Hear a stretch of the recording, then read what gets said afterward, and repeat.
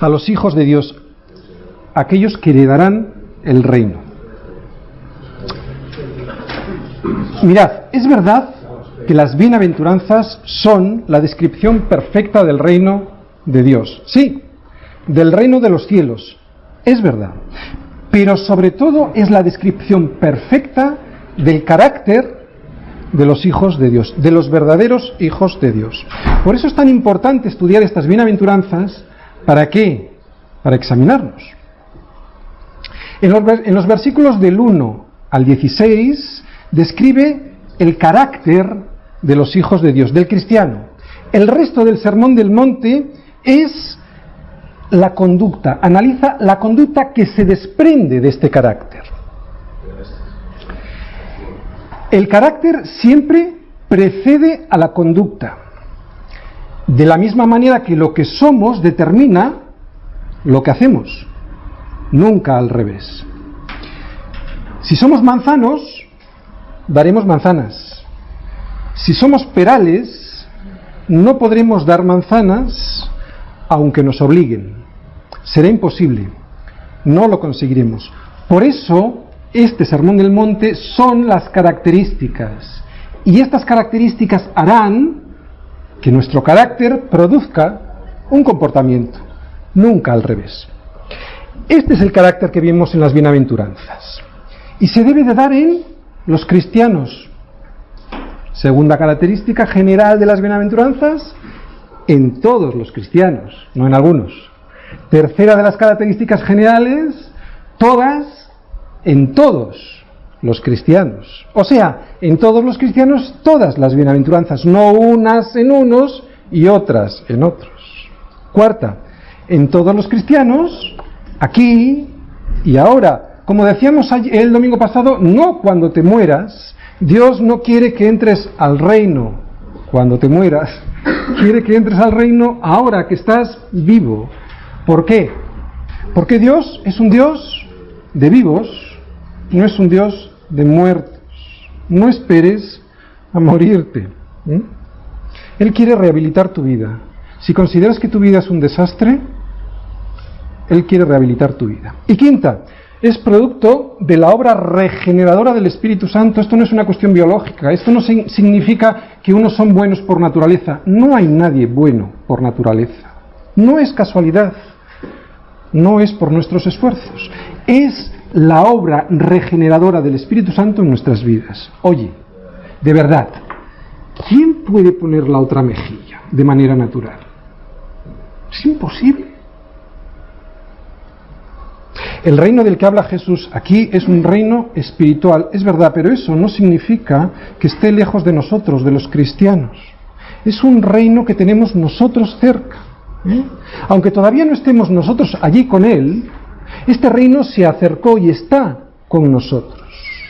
Este reino que estamos viendo, el que quiere Cristo para nosotros y que estamos analizando semana tras semana, no tiene nada que ver con lo que vemos en el mundo. Nada que ver. No tiene nada que ver con lo que el mundo nos enseña. Lo que ensalza el mundo, Cristo lo desprecia. Lo que el mundo considera que tiene valor, para Cristo no vale nada. Aquellas cosas por las que el mundo se afana, incluso mata por conseguir, para Cristo son absolutamente despreciables, incluso son contrarias a su reino. Por eso somos rechazados, como nos lo anuncia la última bienaventuranza. Porque el mundo a los suyos recibe, no a nosotros, que aunque estamos en el mundo, no somos del mundo. Mirad, existen muchas preguntas que nos podemos hacer para saber si estamos en el buen camino. Yo siempre, casi todos los domingos, hago alguna pregunta de ese estilo, ¿no? Todas las preguntas son duras y deben de ser duras, porque todas son confrontadoras, si no, no valen para nada. Una de ellas coincide con la última bienaventuranza. ¿Eres cristiano? ¿No te rechaza el mundo? ¿No te dicen algo parecido a esto? ¿Estáis locos? Respóndete a estas preguntas. Respóndete tú mismo, yo no lo voy a hacer. Pero has de saber que estas preguntas duras son una gran misericordia para tu vida. porque nos dan la oportunidad de rectificar si es que estamos mal, y como nos dice Pablo en 2 de Corintios 13, creo que es el versículo 5, para que nos examinemos constantemente nosotros. Examinaos a vosotros mismos, para probaos a vosotros mismos si estáis en Cristo, si estáis en la fe. Este examen lo debemos hacer siempre, cada vez que podamos. ¿Sabéis por qué? Porque el mundo tiene mucha influencia en todos nosotros y nos cambia nuestra forma de pensar aunque no queramos. Y terminamos pensando como el mundo quiere que pensemos. Por eso es necesaria la predicación, y la predicación aunque sea repetitiva e insistente. Porque también insistente es el mundo en pretender cambiarnos incluso a los cristianos. ¿Qué nos dice Pablo en Filipenses 3.1? ¿Os acordáis? Dice, por lo demás, hermanos, gozaos en el Señor. Sí, pero a mí no me es molesto escribiros las mismas cosas, dice. Y para vosotros es seguro. Así que yo voy a volver a repetir muchas cosas. ¿Por qué? Por lo que acabo de decir, porque el mundo, en cuanto salgamos por esa puerta, nos va a bombardear con su filosofía, con su humanismo. Lo que hemos oído muchas veces sobre pobres, sobre misericordiosos, sobre pacificadores, tiene que ver muchas veces más con lo que el mundo entiende por pobre, por pacificador, por misericordioso, que con las características de un verdadero hijo de Dios.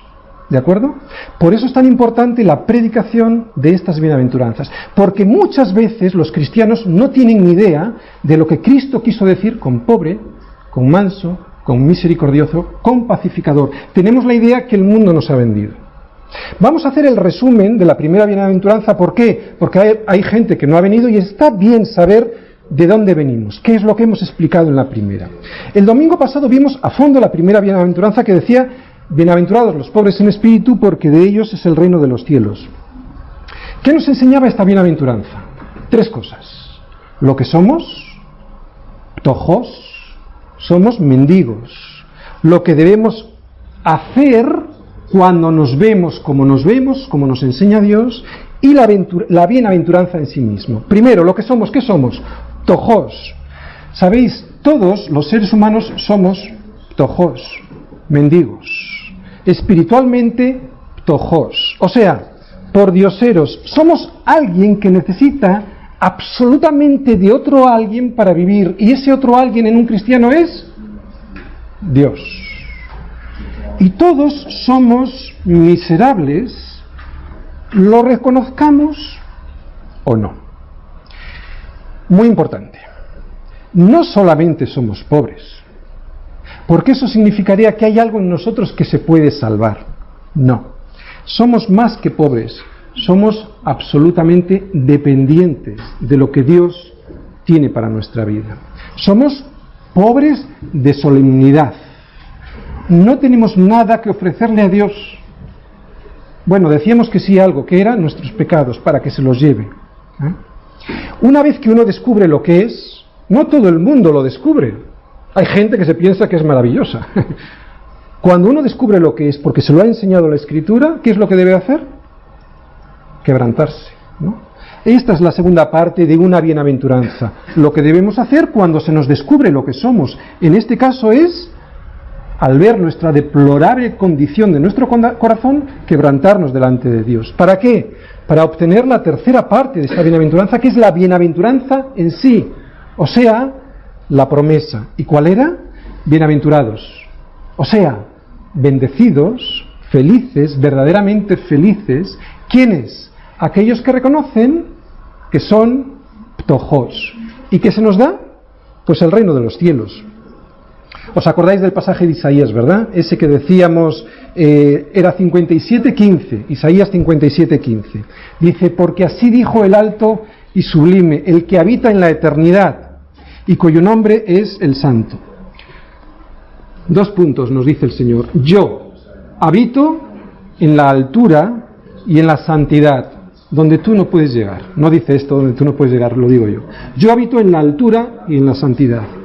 Y esto es lo fabuloso de la bienaventuranza, ¿y con quién? Con el quebrantado y humilde de espíritu. ¿Para qué? para hacer vivir el corazón y el espíritu de los humildes. Fantástico. Dios Todopoderoso viviendo en la altura y en la santidad, y en el corazón no del soberbio, del humilde. ¡Ah! Del tojos. No hay otro sitio donde quiera estar el Señor, en la alabanza de su pueblo, humillado y en la altura y la santidad. Caminarás con Él, hablarás con Él y podrás estar en su presencia. Si estas tres cosas que estamos viendo no se dan en tu vida, podremos pensar que estamos con Dios. En realidad estaremos, como vamos a ver hoy también en Lucas 18, estaremos nosotros con nosotros mismos, no con Dios. Bien, resumen de la segunda bienaventuranza. Os voy a poner un resumen ¿para qué? Porque como vamos a entrar en profundidad en esta segunda bienaventuranza, quiero que tengáis un panorama general para que no os perdáis, ¿de acuerdo? Lo que somos. Bueno, primero la vamos a leer. Bienaventurados, o sea, felices los que lloran. Está en Mateo 5, versículo 4. Porque ellos recibirán consolación. Tan sencillo como esto, y vamos a hablar casi 3/4 de hora. Bienaventurados los que lloran, porque ellos recibirán consolación. Primero, lo que somos. Pecadores. Y por lo tanto, delante de un Dios santo, culpables. Lo que debemos de hacer cuando nos veamos así, no todo el mundo se ve así. Cuando nos veamos así, ¿qué tienes que hacer? Llorar. No te queda otra. Penceo. En Strong es la 3996, y esta palabra en griego, fijaros, más que llorar por lágrimas, es lamento. Estar de luto. Un lamento tan profundo que significa una angustia que no puedes soportar. Esto es penceo en griego.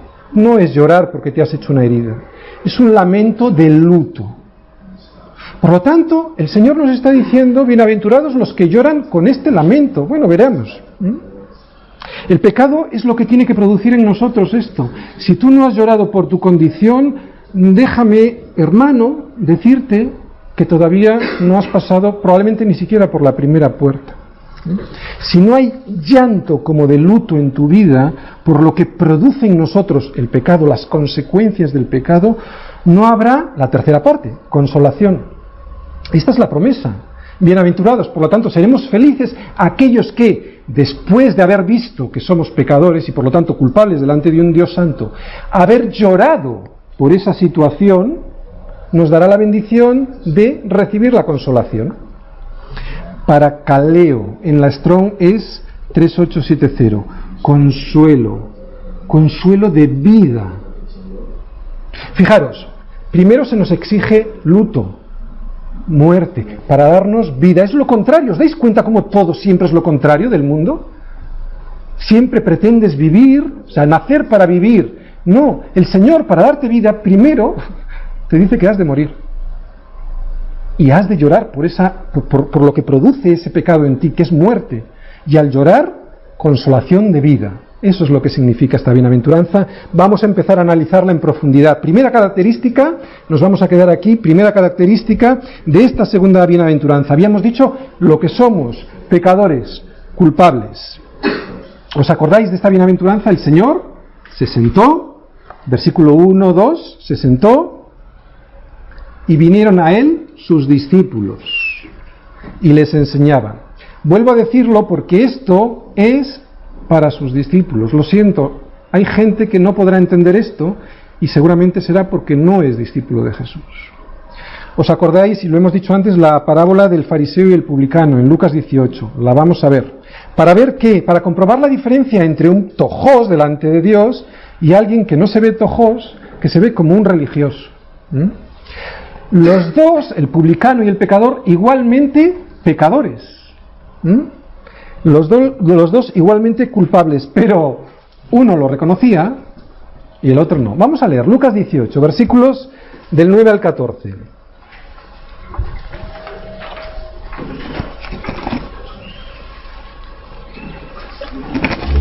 Lucas 18, versículos del 9 al 14. Dice así: a unos que confiaban en sí mismos como justos, fijaros, está hablándoles probablemente a fariseos, ¿de acuerdo? Vuelvo a leer. A unos fariseos que confiaban en sí mismos como justos y menospreciaban a los otros, dijo también Jesús esta parábola. 2 hombres subieron al templo a orar. Uno era fariseo y el otro publicano. El fariseo, puesto en pie, oraba consigo mismo de esta manera: Dios, te doy gracias porque no soy como los otros hombres, ladrones, injustos, adúlteros, ni aun como este publicano. Ayuno 2 veces a la semana, doy diezmos de todo lo que gano. Mas el publicano, estando lejos, no quería ni aun alzar los ojos al cielo, sino que se golpeaba el pecho diciendo: Dios, sé propicio a mí, pecador. Os digo, dice Jesús, os digo, que éste descendió a su casa justificado antes que el otro. Porque cualquiera que se enaltece será humillado, y el que se humilla será enaltecido. Fijaros, los dos subieron a orar al templo. Probablemente por eso los dos eran judíos, porque estaban en el templo. Uno esperaba ser justificado por Dios, y el otro se justificaba a él mismo. Fíjate cómo oraba, mirad, oraba consigo mismo, de esta manera: mira qué lindo que soy, Dios. Te doy gracias porque no soy como esos otros hombres, ladrones, injustos, adúlteros, pura chusma, ni aun como este que ha venido hoy a la iglesia, que no lo aguanto, que me está molestando, que no sé ni para qué ha entrado, y ayuno 2 veces a la semana y doy diezmos de todo lo que gano. Ayunar 2 veces a la semana era un gran esfuerzo. De hecho, en Levítico se nos dice, se aconseja que a los judíos que ayunasen 1 vez al año. Era un consejo, ¿no? Un consejo. Y este tipo ayunaba 2 veces por semana. Era un tipo... Pero toda su oración es una pura felicitación a sí mismo. En ninguna parte de la oración este tipo pide perdón por nada de lo que ha hecho mal. Se compara con otras personas y no se ve como Dios le ve, como un tojos. Uno se justificaba en todo lo que hacía, ayunaba, daba los diezmos, y el otro, ¿sabéis? Como era judío, probablemente también lo hacía, pero ni lo mencionaba. De esto se puede sacar una enseñanza muy clara. Bienaventurados los que pueden ver su miseria espiritual delante de un Dios santo, ¿no? Bienaventurados y aquellos que lloren viendo esta miseria, porque mientras veamos alguna justicia en nosotros, no habremos pasado por ninguna de las puertas de las bienaventuranzas. No habremos recorrido ni siquiera la primera puerta. Ser un tojos en tu vida, reconocerlo delante de Dios, no encontrar nada que te justifique delante de Dios y estirar la mano para pedir misericordia a Dios, es lo que hace que nuestra situación se convierta en un lloro frente a lo que somos. Nada que ver con el humanismo, que siempre le saca algo bueno al hombre. Incluso el humanismo cristiano es un peligro, y aquí en esta oración nos está enseñando Jesús lo que debemos hacer frente a Él en la oración. Os decía antes una recomendación: nunca te compares con nadie. Con nadie. Es delante de Dios, y delante de un Dios santo no hay comparación posible. Cuando nos veamos como tojos, será cuando veremos lo que los ciegos no pueden ver. Sabéis que está el mundo lleno de ciegos, el Señor lo ha dicho. Cuando seamos tojos, veremos lo que el mundo no puede ver. Y os lo voy a explicar. Juan 9, del 39 al 41. Juan 9, del 39 al 41.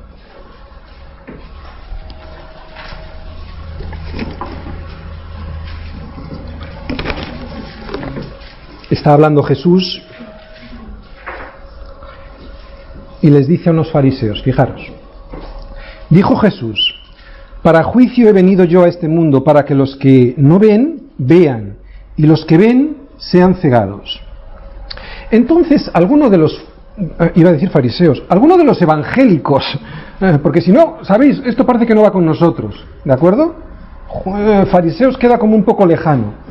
Así que vamos a leerlo de otra manera. Entonces, algunos de los evangélicos religiosos que estaban por allí, al oír esto le dijeron: ¿acaso nosotros también somos ciegos? Jesús le respondió: si fuerais ciegos, no tendríais pecado, mas ahora, porque decís, vemos, vuestro pecado permanece. ¿Te lo explico mejor? ¿Te lo pongo en un lenguaje castizo? Pues algo parecido a esto. En otras palabras, Jesús les estaba diciendo: ojalá me dijerais, no puedo. Pero por cuanto me dices, yo puedo, tira para adelante, macho. A ver hasta dónde llegas. Eso les está diciendo Jesús. Vete tú solito, a ver dónde terminas. Porque solo es posible llegar a buen puerto cuando vemos nuestra condición delante de Dios. No podremos entrar en la segunda parte de nuestra bienaventuranza si no vemos esta, que somos pecadores culpables. Segunda parte de esta bienaventuranza. Bienaventurados los que lloran. Evidentemente Jesús aquí no está hablando de los que lloran y que siempre se están quejando, porque los vemos mucho por ahí, por el mundo, y por las iglesias. ¡Ay, qué malito estoy! Nadie me entiende. Pues fíjate tú, no sé qué. No, Jesús no está hablando de esta gente, no está hablando de este tipo de lloro. Jesús no está hablando de los quejosos. Jesús está hablando de los dolientes. De los dolientes que al ver los estragos que provoca el pecado en sus vidas, claman pidiendo misericordia. Y están de luto, porque doliente, llorar, era esto, penceo era un llorar de luto. De los dolientes que se ven a sí mismos como un desastre y que ven que el pecado ha destrozado sus relaciones personales, sus relaciones familiares, con sus amigos, etc. Esto es lo que significa llorar. Verdadera tristeza por el pecado, tristeza que te consume. En esta bienaventuranza, al igual que en la primera, al igual que en el resto de las bienaventuranzas, nos llama poderosamente la atención una cosa, que define al cristiano de una manera absolutamente diferente del que no lo es. En realidad, el mundo nos considera estúpidos, ridículos, porque decimos con Cristo, felices los que lloran. Si hay una cosa que este mundo trata de evitar, ¿sabéis cuál es? El dolor. Quiere conseguir evitar el dolor a toda costa, más que conseguir dinero, más que el poder. Todo está organizado en base a que hay que evitar el dolor. Ya no vemos incluso ni siquiera morir a nuestros familiares, ni los adultos, ni a los niños. Es un error. ¿Qué es lo que nos han enseñado? Normalmente en el mundo, ¿qué nos han enseñado? Olvídate de los problemas, ¿no? Trata de vivir la vida de la mejor manera posible, que son 2 días. Porque todo está organizado alrededor del placer, del dinero, del poder, de la belleza, de disfrutar la vida como ellos entienden. Todos los esfuerzos que gastamos, los gastamos en el mundo en este objetivo, evitar el dolor. Los seres humanos, desgraciadamente, cuando estamos en el mundo y no en Cristo, amamos las cosas y usamos a las personas. Incluso en muchas ocasiones la energía de la Iglesia se dirige a entretener a la gente. Si venís a Semilla de Mostaza, os aseguro que yo jamás vendré aquí a entreteneros. Vendré a confrontaros, porque eso es la palabra de Dios. Y en muchas ocasiones la Iglesia sirve para divertir a la gente, para entretenerla, y con eso lo que hacen es desenfocar la vida de los cristianos. Fijaros, no nos olvidemos que Jesús usa palabras duras. Por lo tanto, la predicación siempre ha de ser una predicación confrontadora, una predicación dura. Las palabras de Jesús son como un bisturí que saja para eliminar el tumor. Duele, pero produce vida, porque te mantiene con vida. Todos los errores de esta iglesia que está enfocada en entretener no son más que la expresión del objetivo principal del mundo, evitar el dolor. Pero el Evangelio nos dice lo que estamos viendo: bienaventurados los que lloran. O sea que aquí hay una contradicción. Y yo os digo, en realidad, somos los únicos felices. Otra vez, al igual que en la primera bienaventuranza, estamos ante algo que tiene un significado espiritual. Como acabamos de decir, nuestro Señor no dice de un llorar físico porque te han hecho una herida. No está hablando de eso. No está hablando del dolor que produce una herida, evidentemente. Es un llorar espiritual. Yo creo que ya lo hemos explicado. ¿Os acordáis de la pobreza espiritual? Que no era una cuestión material, no dependía de ser rico o ser pobre, era una cuestión espiritual. Pues estamos ante un caso similar. Estamos ante una cuestión espiritual. Todas las bienaventuranzas se refieren a una condición espiritual. Y es una actitud espiritual que genera un comportamiento. ¿De acuerdo? Fijaros, esto es muy importante. No se puede, por imposible, a través del comportamiento, transformar el carácter. Es siempre al revés. No es por obras para que nadie se gloríe. Es al revés. Siempre es al revés. Se transforma el carácter. Y entonces es cuando brota el comportamiento. Por eso el Señor, antes de decirte cómo te has de comportar, te dice cuál es tu carácter, las bienaventuranzas, o cuál debe ser tu carácter. Jesús es nuestro ejemplo y estamos hablando de llorar, ¿verdad? Bueno, vamos a ver las dos veces que vemos en el Nuevo Testamento cuando Jesús llora y vamos a intentar sacar conclusiones, ¿de acuerdo? La primera vez, en Juan 11:35, no hace falta que vayáis, bueno, si queréis, es el versículo más corto de la Biblia y nos lo sabemos todos. Jesús lloró. ¿Sabéis en qué contexto estaba, verdad? Acababa de morir Lázaro, llevaba ya 4 días muerto y todo el mundo estaba desesperado porque el Señor no había llegado a tiempo. Y el Señor, dice ahí la Biblia, Jesús lloró. Oye, el Señor sabía que le iba a ver. Por lo tanto, no estaba llorando porque no le iba a ver, porque iba a haber una separación física, no. ¿Por qué pensáis que estaba llorando el Señor? Porque estaba considerando lo que había ocurrido con el pecado en el hombre. El Señor estaba viendo las consecuencias del pecado en las vidas de las personas. Cuando ingresó el pecado en este mundo, produjo muerte. Y el Señor estaba llorando por las consecuencias del pecado. Esto que me enseña a mí, que esta bienaventuranza me tiene que pasar a mí lo mismo. Si yo no siento ese dolor como de muerte, igual que el Señor, por mi pecado, también por el del enfrente, pero primero por mi pecado, no estaré llorando como me dice en la bienaventuranza. Otro ejemplo en Lucas 19, versículos 41 y 42. Lucas 19, versículos 41 y 42. Dice, ¿podéis buscar?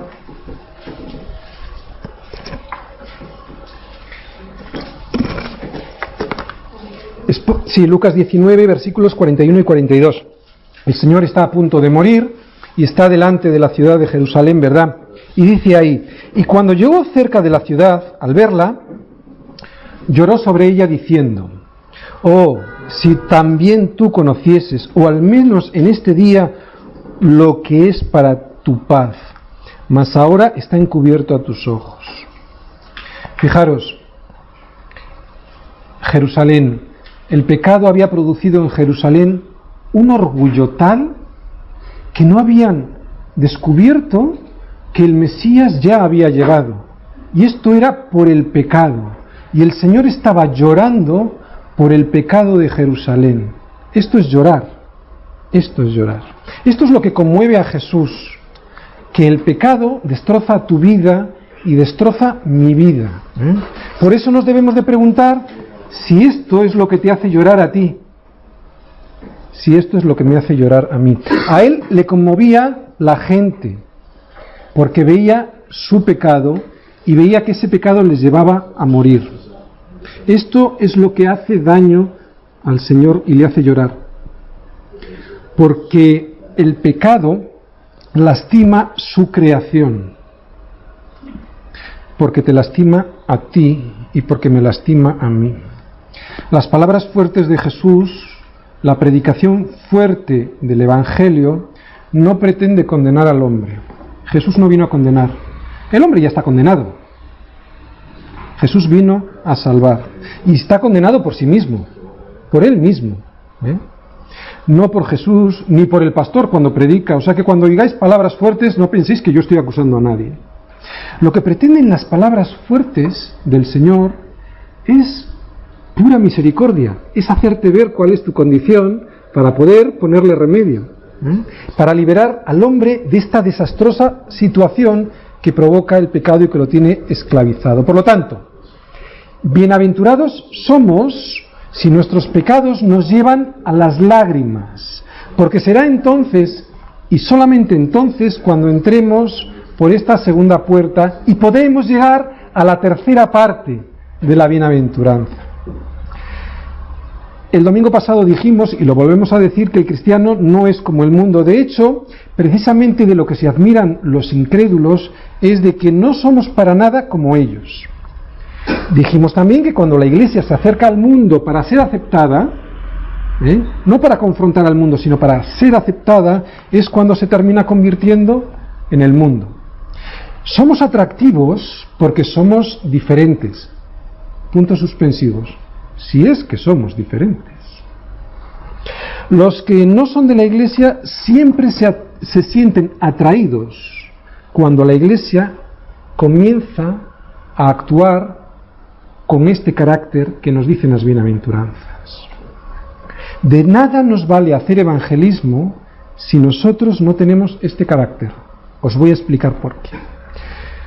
Fijaros, este es nuestro reto, comenzar por nosotros mismos y averiguar si esta descripción del carácter de las bienaventuranzas está en nosotros o no, si lloramos por nuestra condición de pecadores. Para llorar, primero hay que arrepentirse. Y en este punto voy a hacer referencia a algo que es muy importante. Voy a haceros una diferencia entre arrepentirse y tener remordimiento. ¿De acuerdo? No es lo mismo. Arrepentirse te lleva a llorar de verdad. O sea, aquí hay dos cosas cuando se escucha la predicación. Esto os lo digo por si evangelizáis y veis a la persona de enfrente que toma una de estas dos actitudes. O la tristeza del mundo, o la tristeza que es, según Dios, para arrepentimiento. Segunda de Corintios 7. Vamos a 2 de Corintios 7, versículos 8 y 10. 8 al 10. Mirad, os explico un poquito. Corinto era una iglesia con muchos problemas. Era una iglesia joven que fue fundada por Pablo. Y tenía muchos problemas.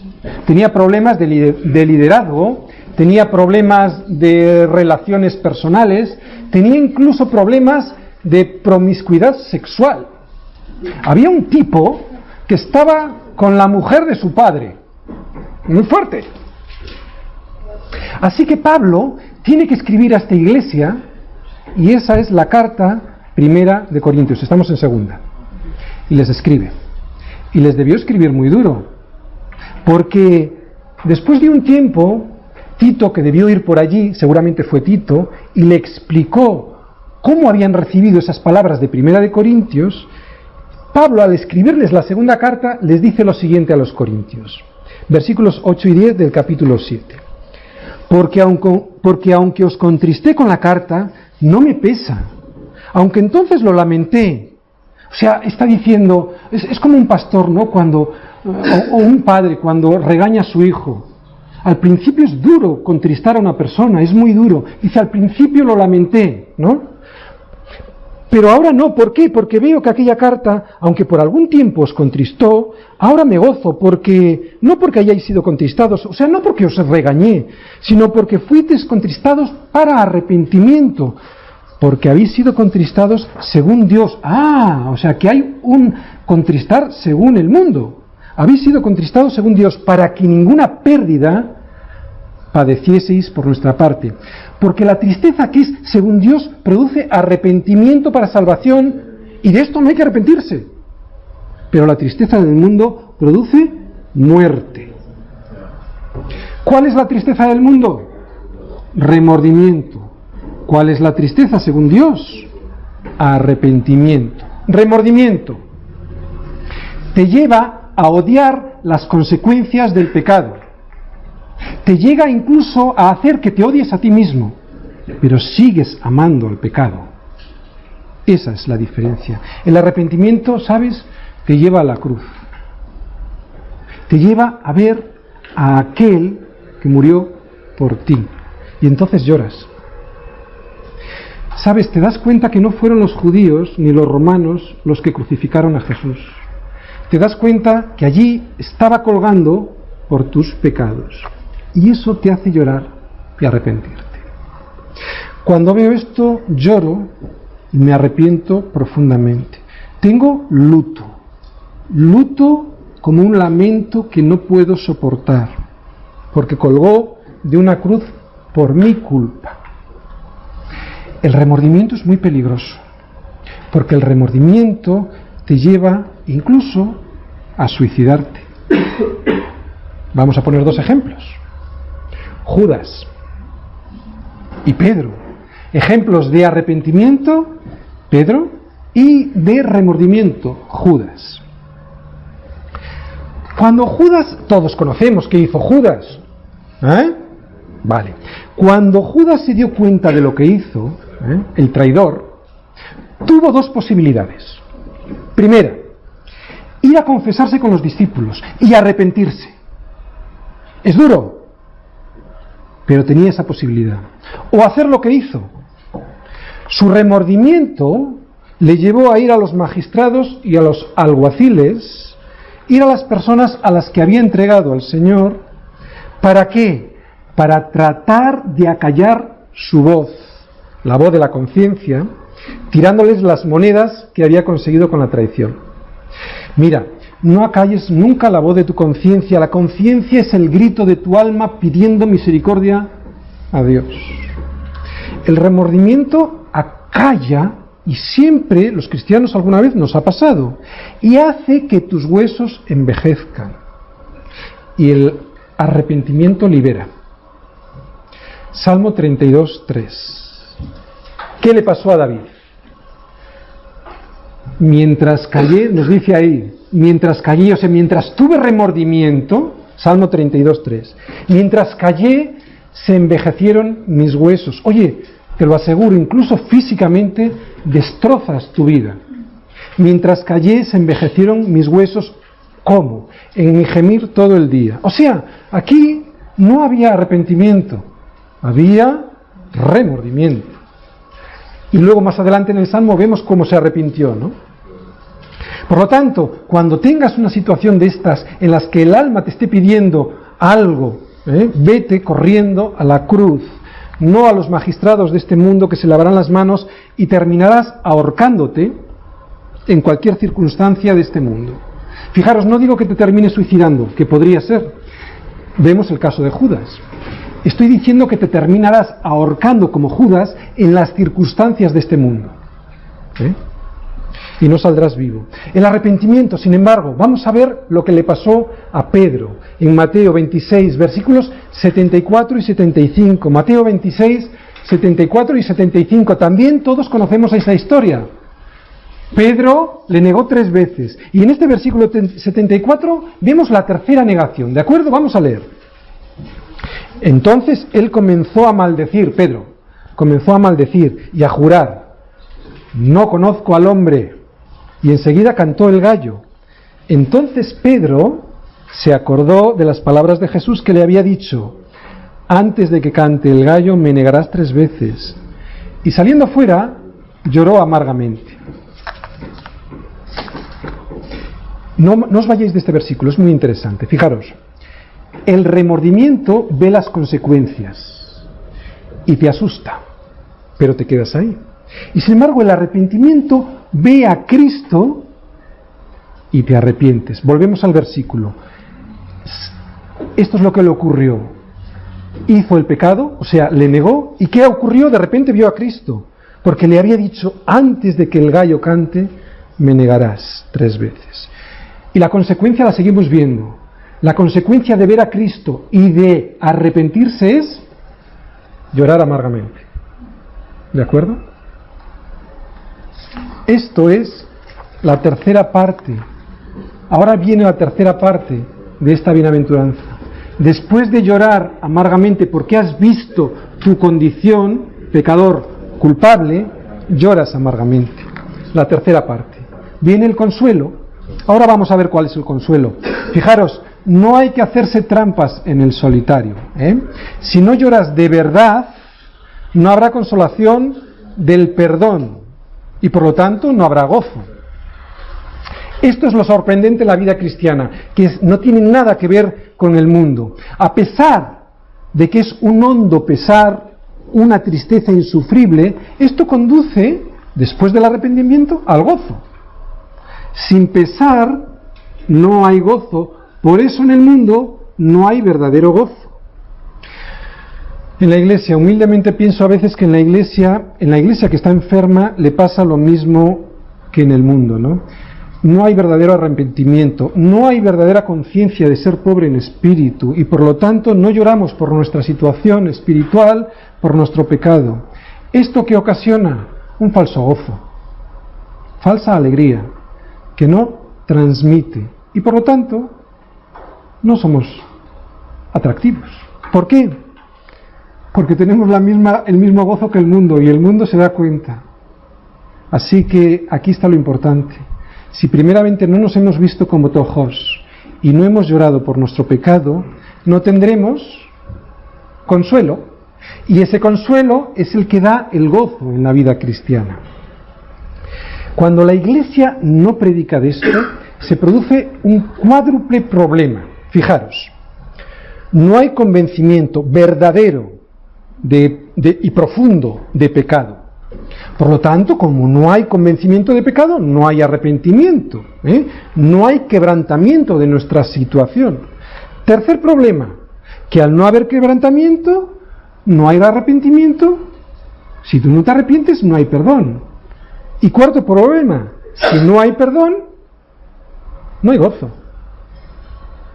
Tiene mucho sentido, ¿no? Si no hay verdadero perdón en nuestra vida, no puede haber gozo. Consecuencia, como hemos dicho, no somos atractivos porque no tenemos el gozo del Señor en nuestras vidas. Así que una doctrina defectuosa del pecado nos lleva a una falta de quebrantamiento real que deriva en una falta de perdón, que deriva en una falta de gozo. Todo esto produce un tipo superficial, y es lo que quiero yo evitar en la Iglesia, un tipo superficial de cristiano, que nada tiene que ver con el cristiano que tiene gozo y que vemos en el Nuevo Testamento. Conozco a gente que le desagrada profundamente esta predicación, esta doctrina del pecado. No le gusta cuando la predico y solo quieren el gozo sin quebrantamiento, sin convicción de pecado. Pues ¿sabéis? Es imposible. No hay gozo sin quebrantamiento. Y sin embargo, estas personas darían lo que fuesen por tener ese gozo que sobrepasa todo entendimiento, que nos dice el Espíritu Santo, ¿no? Pues el problema es que para llenarse del gozo de Dios, primero te tienes que vaciar tú de toda la porquería que tienes. Y luego, cuando te vacías, quebrantarte. Y es entonces cuando el Señor, como vimos en Isaías, desciende sobre el corazón del quebrantado para vivir y habitar en él.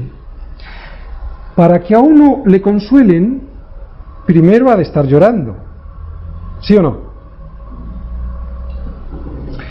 Y para que le consuele a uno Dios, tiene que llorar, como nos dice en esta bienaventuranza. Para ser felices, bienaventurados, afortunados, gozosos, tendrás que llorar. Para recibir consolación de esta bienaventuranza, tendrás que llorar. Es lógico, ¿no? Nadie consuela a alguien que no está llorando. ¿Sabes lo peor de todo? Que si yo no predico una correcta doctrina del pecado, estamos todos en un grave problema. Yo, delante de Dios, tengo un grave riesgo, porque no revelo lo que dicen las Escrituras. Y en Santiago me dice muy claramente que no os hagáis muchos de vosotros maestros, sabiendo que recibiremos mayor condenación. Así que lo tengo que hacer. Y en segundo lugar, ¿por qué? Pues porque estáis en grave riesgo al no conocer realmente en qué significa o qué es lo que significa tener convicción de pecado. Y por lo tanto, verdadero arrepentimiento y por lo tanto, verdadero gozo. No hay conversión si no hay arrepentimiento. Estamos hablando en esta tercera parte de la consolación. ¿Qué es consolar? Confortar. ¿Qué es confortar? Con fuerza. O sea, que el Señor te va a dar vigor y fuerzas renovadas en tu vida. No se trata, consolar, no se trata de pasarte la mano por encima y decirte no pasa nada, sigue adelante. No. Confortar es darte aliento y vigor del Señor en tu vida. Es Dios habitando contigo, dándote fuerzas. Ahora bien, cuando la reprimenda no es recibida en humildad, sino que la rechazamos, entonces, ¿qué va a pasar? Te obstinas. Y la obstinación produce daño. Os voy a resumir, ya para terminar. El verdadero cristiano, el convertido a Cristo, es el que se arrepiente de verdad de su condición y como acción o como una acción del Espíritu Santo en su vida. Este arrepentimiento te conduce a quebrantarte hasta el Señor, te conduce a los pies de la cruz de Cristo a quebrantarte, ¿no? Y lloras por tu condición, porque te ves miserable. Como decía Pedro, ¿no? ¿A quién iremos, Señor? Solo tú tienes palabras de vida eterna. Nadie puede conocer a Cristo, importante, como Salvador y Redentor. Podemos conocer a Cristo de otras maneras, ¿de acuerdo? Pero nadie le puede conocer como Salvador y como Redentor personal, a no ser que no sepas llorar. Y recordamos lo que significaba llorar. No estamos hablando de una lágrima física, estamos hablando de un lamento profundo, de un abismo que sentimos, de un pesar profundo. Solo el que exclama, como decía Pablo, miserable de mí, ¿quién me librará de este cuerpo de muerte?, puede luego añadir, gracias Señor por el gozo recibido al saberme salvo, porque has pagado tú por mí en la cruz. Solo después de la noche viene el día. ¿Qué viene después de llorar? El consuelo. Esta es la segunda bienaventuranza, esta es la segunda puerta, esta es la segunda llave. Oramos.